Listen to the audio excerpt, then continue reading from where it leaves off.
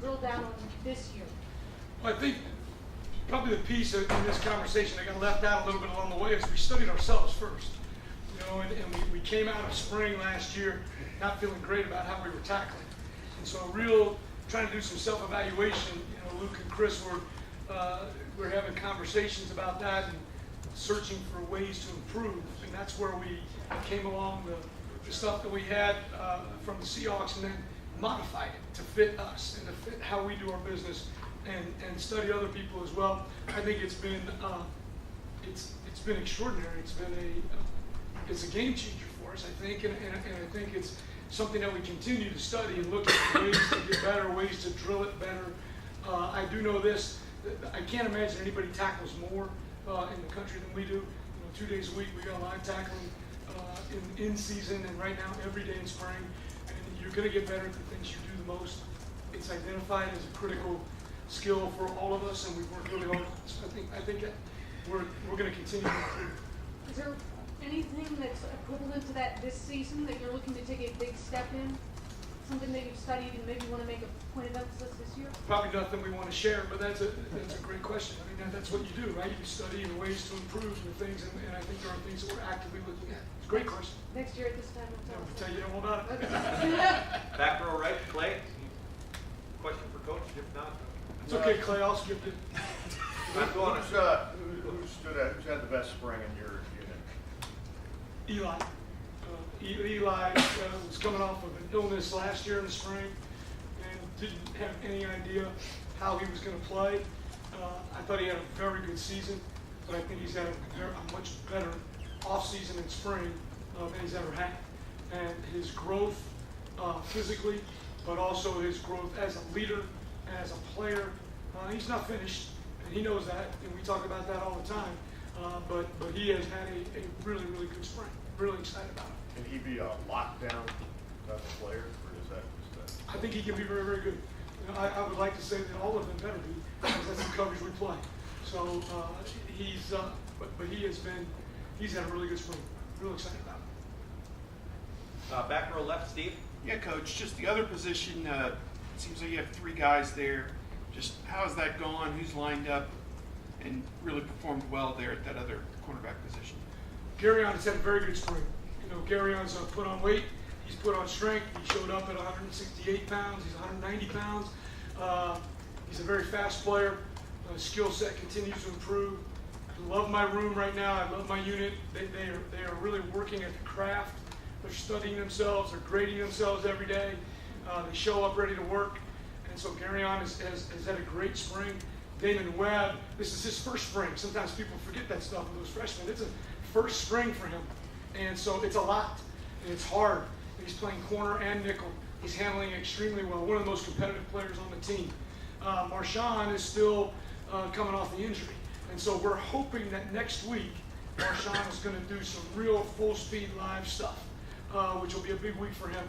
So we've been building towards that. Everything's going well, and so we're hoping that he's able to perform next week. And just the initial returns of how those guys have played, do you feel you could sustain the same kind of coverages that you played Yes. last year with Duran and Eli? Yes, and absolutely. It's the mission, it's the quest, and we will. So they will be good. Front row right, Tim. Yeah. Hey, Tim. Yeah, how you doing, Kerry? Great. Speaking of back to the tackling stuff, are y'all in some ways becoming better tacklers because of the rules? You understand what I'm saying? Nope. You're not? No, I don't know what the rules Well, are. I mean, the new rules, you can't hit guys. I mean, you can't take these big shots at guys. I mean, that you have to be more proficient in We the had a actual clinic. art of tackling. It's a great question. Now I understand it.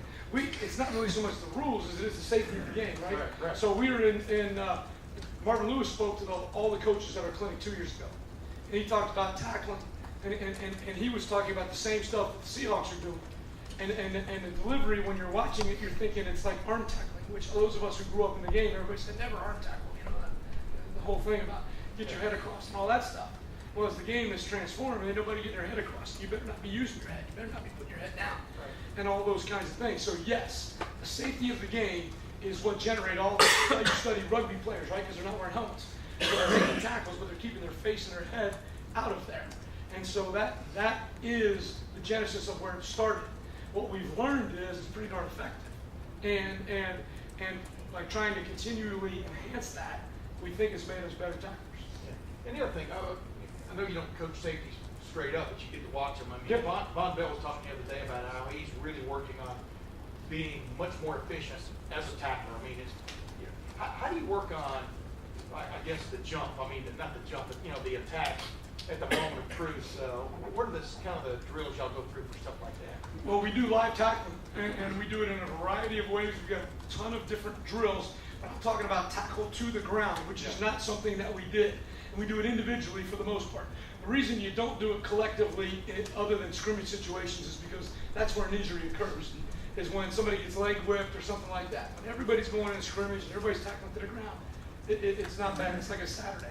But the individual one-on-one tackle to the ground, I can't imagine that anybody does that more than we do in practice. And one quick thing, you get to watch video all the time. Who of the receivers in your mind is kind of jumping out? Well, I'm going to tell you this, Michael Thomas is a superior player. He is a superior player. He has had a great spring prior to or before the injury. I mean, strong, tough ball catcher. Noah Brown has had a great spring for a young kid. And again, a strong kid who lost a lot of weight. He's quicker, got a good first step, burst, quickness.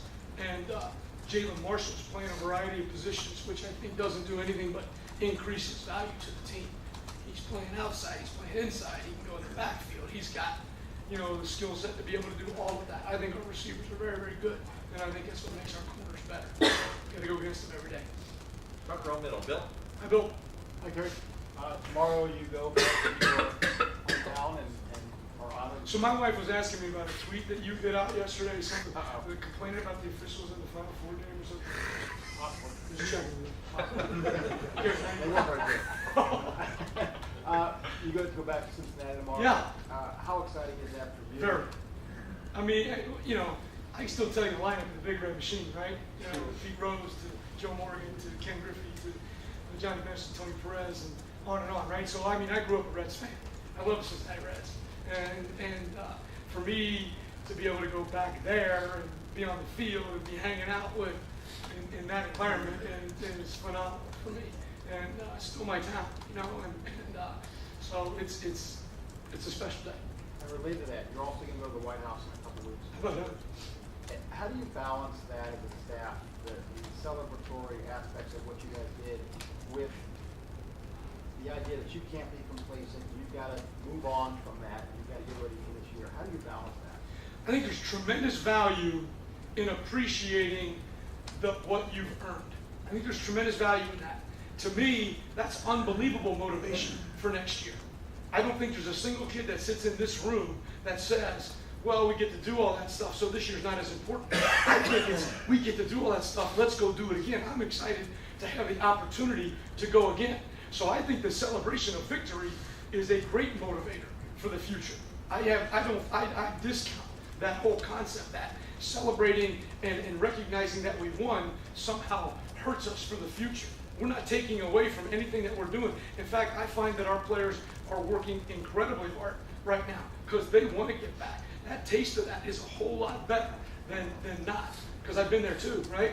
A couple years ago. So I think our guys, I think it's great motivation for our guys. And I think they should enjoy it. They have earned, and I think they're looking forward to going, and I think they're looking forward to going back. Do you sense that the complacency issue is not going to be a problem? Well, I don't know. I don't sense it as an issue now. I think what we do here is we grind, and we grind every day. And so we're in the immediate. And in the immediate, there's not a whole lot of time to say, well, Coach, last year I did. There's not a whole lot of that conversation going on. So for us, we're grinding. And I don't sense that at all. I don't sense guys saying, Coach, I don't want to go today. I got to go get a trophy. I sense guys wanting to be really, really good at what they're doing. Really, I mean it. Middle, Todd. Kerry, Hey, Todd. how are you? Great. Hey, Thanks for asking. the development of a player.